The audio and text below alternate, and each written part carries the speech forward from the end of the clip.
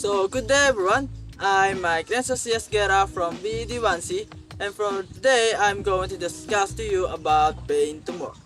So now let's define brain tumor. So what is brain tumor? A brain tumor is a growth of cells in the brain or near it.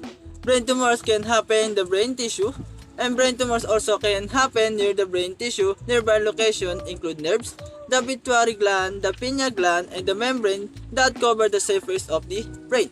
So a brain tumor can form in the brain cells, or it can begin elsewhere and spread to the brain. As the tumor grows, it creates the pressure on and changes the function of surrounding brain tissue, which causes signs and symptoms such as headaches, nausea, and the balance problems. So we usually know that brain tumors can begin in the brain, and these are called primary brain tumors. But sometimes there are cases that cancer spread to the brain from other parts of the body, like cancer like liver cancer, kidney cancer, and any type of cancer. And these tumors are secondary brain tumors, or also called metastatic brain tumors. So now we already know the definition of brain tumor. Now let's go to the types of brain tumors. But we all know that there are many types of brain tumors, and some types of brain tumors are usually not cancerous, and these are called benign brain tumors. But there are also cancerous brain tumors, and this is called as a malignant brain tumors. So benign brain tumors, so the difference between these two is benign brain tumors tend to be slow growing brain tumors, while malignant brain tumors tend to be fast growing brain tumors. So one of the type of the brain tumor is the gliomas. So what is gliomas? So gliomas are growth of cells that look like glial cells, and the glial cells surround and support nerve cells in the brain tissue. And gliomas include four types of brain tumors: astrocytoma, glioblastoma, oligodendroglioma, and epidemia. So gliomas can be benign brain tumor, but most of the cases these are malignant brain tumor. So one glioblastoma is the most common type of the malignant brain tumor. So the next type of brain tumor is choroid plexus tumors. So choroid plexus tumors start in cells that make the fluid that surrounds the brain and the spinal cord. This fluid is called cerebrospinal fluid. And choroid plexus tumors are located in the fluid-filled cavities in the brain called the ventricles. Choroid plexus tumors can be benign or malignant, and choroid plexus carcinoma is the malignant form of this type of brain tumor, and it is more common in children. The next type is the embryal tumors. Embryal tumors can begin in the cells that are left over from the fetal development, and the cells called embryonal cells, and stay in the brain after birth. Embryonal tumors are malignant brain tumors that happen most often in the babies and young children. And the most common type of embryonal tumor is called medulloblastoma, and it's usually located in the lower back part of the brain called the cerebellum. So next is germ cell tumors. Germ cell tumors start in reproductive cells called germ cells that go on to become the sperm and egg cells. Germ cells are mostly in the ovaries and testicles, but sometimes they're in the other parts of the body, including the brain. When germ cell tumors happen in the brain, they're often located near the pineal gland or the pituitary gland, and germ cell tumors are mostly benign, and they are more common in children again.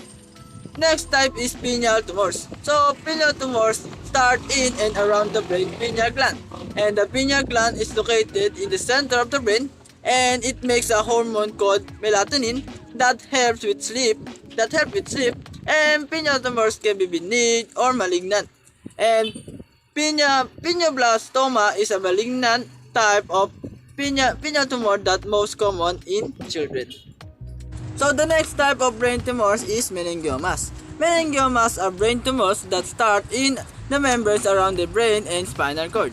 Meningiomas are usually benign, but sometimes they can be malignant. Meningiomas are the most common type of benign brain tumor. Next is nerve tumors. Nerve tumors are growth that happen in and around nerves. The most common type that happen in the head is acoustic neuroma or also called schwannoma. This benign tumor is located on the main nerve that connects the inner ear to the brain. And lastly, the last type of brain tumor is called pituitary tumors. Also, brain tumors can begin in and around the pituitary gland. This small gland is located near the base of the brain. And most tumors that happen in and around the pituitary gland are benign. Pituitary tumors happen in the pituitary gland itself, and craniopharyngioma is a type of brain tumor that happens near the pituitary gland. Now we're done on the definition and the types of brain tumors. Now let's go to the cause or the risk factors of having a brain tumor. So first is the age. Brain tumors are more common in children and older adults. Although we already know that people of any age can develop a brain tumor. Second is gender. In general, men are more likely than women to develop a brain tumor. However, there are some specific types of brain tumors such as meningioma are more common in women. Next is family history. About 5% of brain tumors may be linked to hereditary genetic factors or conditions including Life-Remini syndrome, neurofibromatosis, nevoid basal cell carcinoma syndrome, tuberous sclerosis, Turcot syndrome, and von Hippel-Lindau disease. Next is exposure to infection, viruses, and allergens. So, infection with the Epstein virus or EBV increases the risk of CNS lymphoma. EBV is more commonly known as the virus that causes mononucleosis or mono. In other research, high levels of common virus called cytomegalovirus or CMV have been found in brain tumor tissue. So the meaning of this finding is being researched. Several types of other viruses have been shown to cause brain tumors in research on animals. Next is electromagnetic fields. So most of studies evaluating the role of electromagnetic fields such as energy from power lines or from cell phone use show no link to an increased risk of developing a brain tumor in adults. Next is race and ethnicity. In the United States, white people are more likely to develop gliomas but less likely to develop meningioma than black people. Also, people from Northern Europe are more than twice as likely to develop a brain tumor as people in Japan. Next is ionizing radiation. So, previous treatment to the brain or head with ionizing radiation, including X-ray, has been shown to be a risk factor for a brain tumor. And lastly, head injury and seizures. Serious head trauma has long been studied for its relationship to brain tumors. Some studies have shown a link between head trauma and meningioma, but not between head trauma and glioma. A history of seizures has also been linked with brain tumors, but because a brain tumor can cause seizures, it is not known if seizures increase the risk of brain tumor, or if seizures occur because of the brain tumor, or if anti-seizure medication increases the risk of having brain tumor. Now we're done with the cause of the brain tumors. Now let's go to the effects or the symptoms of brain tumors. So there are headaches, seizures or fits, persistently feeling sick or nausea, being sick or vomiting, and drowsiness. There are also mental or behavioral changes such as memory problems or changes in personality. There are also progressive weakness or paralysis on one side of the body, and lastly, vision or speech problems. So that is the effects of brain tumors. So for the last part, let's now know the treatment that a doctor can do for a brain tumor.